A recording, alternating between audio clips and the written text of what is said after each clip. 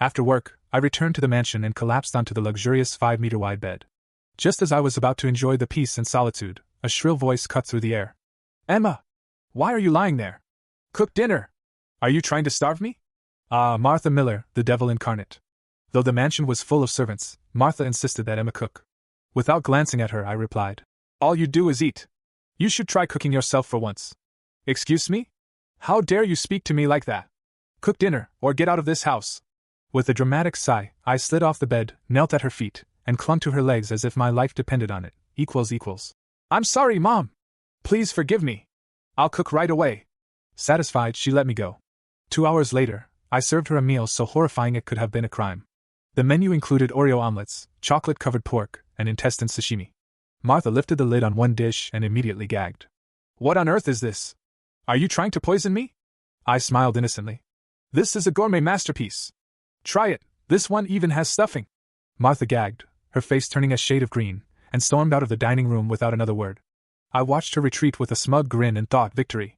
Later that night, I collapsed onto my bed, exhausted but satisfied.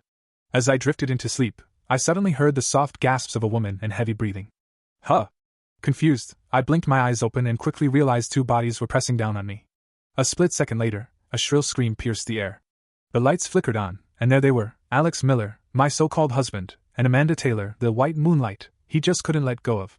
Both were caught in a very compromising position. We froze, locking eyes in a long, awkward silence. I decided to break it. Surprise! I said cheerfully, throwing my arms up like I just announced a party. Amanda, flustered and disheveled, grabbed the blanket and pulled it over herself, snapping. Emma, what are you doing in Alex's room? Don't you have any shame? Wait, I muttered to myself as it hit me. Right. In the novel, Emma and Alex always sleep in separate rooms. This wasn't my room, it was his. With that realization, I regained my composure and grinned at Amanda.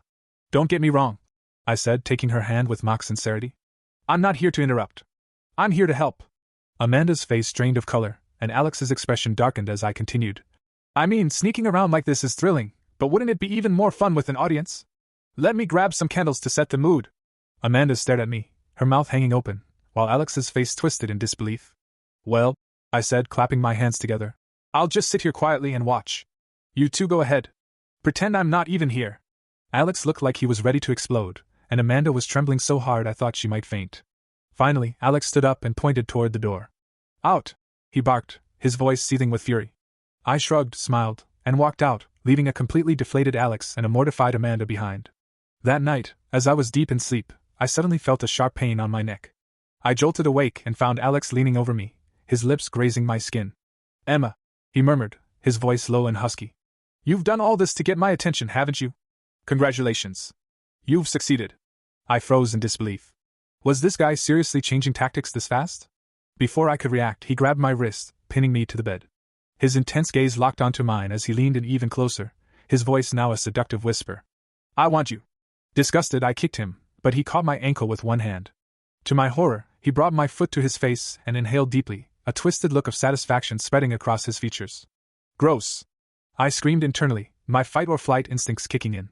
With no other choice, I did the only thing that made sense. I latched onto his tongue. That's right.